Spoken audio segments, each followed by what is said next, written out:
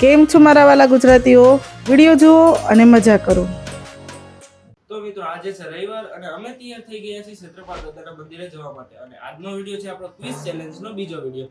તો આ વિડીયોમાં પણ એક સવાલ પૂછેલો છે તો તમે એનો કમેન્ટ બોક્સમાં આન્સર આપી શકો છો અને તમે પણ બની શકો છો લકી વિનર. મમ્મી તૈયાર થઈ ગયા છે, એકદમ રાણી જેવા લાગે છે, પણ રાજાને તો વધારે ઉતાવળ છે અને આપણા છોટુની તો શું વાત કરું, સસ્તા યો હની સિંગ જ લાગે છે. પછી અમારી ઇલેક્ટ્રિક સવારી આવી ઉપર ને અમે ગોઠવાઈ ગયા અંદર ને આ આપણી રામપ્યારી દોડવા મળી રોડ ઉપર. આ લે ગાડી તો પુલ ઉપર ચડતા જ હવામાં ઉડવા લાગી. ઓય વધારે ઉપર નહીં, પાછી નીચે. હાલો પાછી ગાડી નીચે આવી ગઈ. આ લે 4 રસ્તા આવી ગયા. તો મિત્રો તમને ખબર હોય કે કયા 4 રસ્તા છે તો જલ્દીથી કોમેન્ટમાં લખી દો. ને આ છે સુરતનો નવસારી બજાર ને ત્યાંથી આગળ નીકળતા જ આપણે પહોંચી ગયા ક્ષેત્રપાલ દાદાના મંદિરે. તો બોલો જય બજરંગબલી. તો મમ્મીએ તો હનુમાન દાદા માટે પ્રસાદ લઈ લીધો છે અને હવે તમે પણ તૈયાર થઈ જાઓ આજના સવાલ માટે.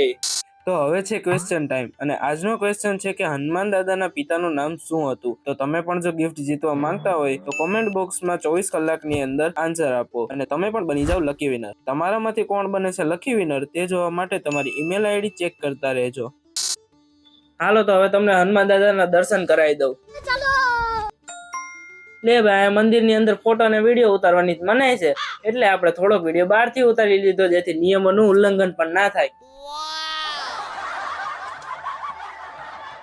અને અહીંયા શંકર ભગવાનનું એક મંદિર પણ છે. લે ભૌતિક તો પાણી ચડાવે પહોંચી ગયો.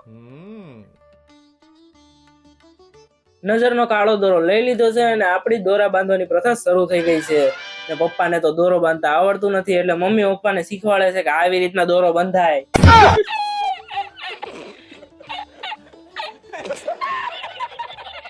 તો આ વિડીયો અહીંથી એન્ડ થાય છે. તો અમારા વિડીયોને લાઈક કરી દેજો, શેર કરી દેજો, કોમેન્ટ કરી દેજો અને નવા હોય ચેનલ પર તો સબસ્ક્રાઇબ કરી દેજો અને જો પહેલેથી કરેલું હોય તો થેન્ક યુ.